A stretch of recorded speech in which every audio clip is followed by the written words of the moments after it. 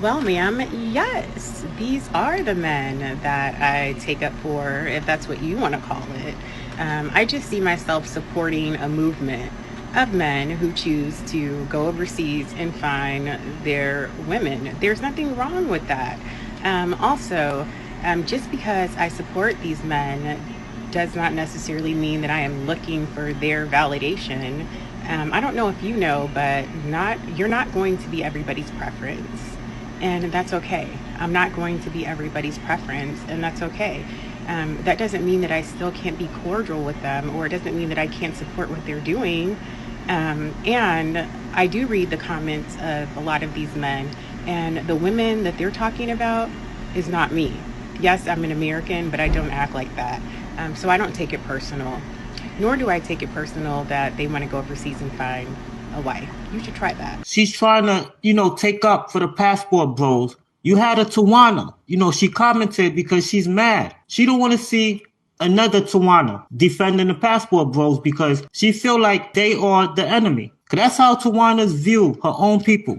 You understand? Her own men. She views him as the enemy through the eyes of the snowman. They are in their feelings whenever they see a melanated man doing better, than dealing with them. They don't want it to happen. And the thing is that these Tawanas, they like to play it off. They're great actors, the greatest show people on earth.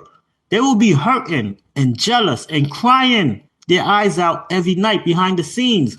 But they will come in front of the camera, laughing and playing around like they're happy. What I notice about Tawana is that they hide their true emotions or their real feelings. Because they're really hurt behind this whole passport movement. They are hurt because they felt like they looked out for melanated men. They did all these good things for them. These street dudes now. I'm not talking about the nice guys. They ain't do nothing for the nice guys, but rejected them. The street dudes, they gave him a place to stay. They bought food for the house. He was eating, living for free. They didn't require him to be a real man because they had all these benefits. But anyway, now the street dudes don't even want them no more, so that's why they're angry. And they're taking it out on everyone. Even the guys who they didn't give a chance to. That's why they're trying to go from thugs and criminals to the snowman. So they're really angry about the passport movement because they felt like they did so much, for the race. They protest and march.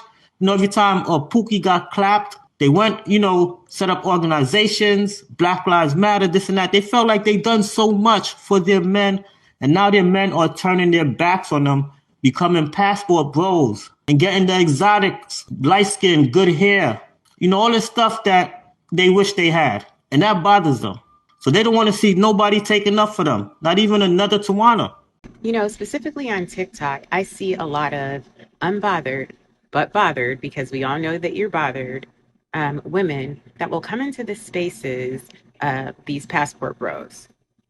They're not bothering any of you. They're just talking amongst each other, making content about how they choose to go overseas.